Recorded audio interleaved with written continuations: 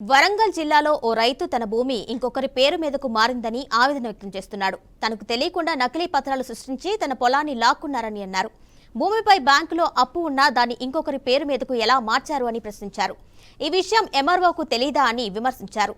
తనకు న్యాయం జరిగేలా కలెక్టర్, ఎంఆర్ఓ, పోలీసులు ఫిర్యాదు చేశారు. మాకు గత 25 సంవత్సరాల నుంచి భూమి పట్టా ఉంది. కాస్ట్ మేము దున్నుకుంటాను.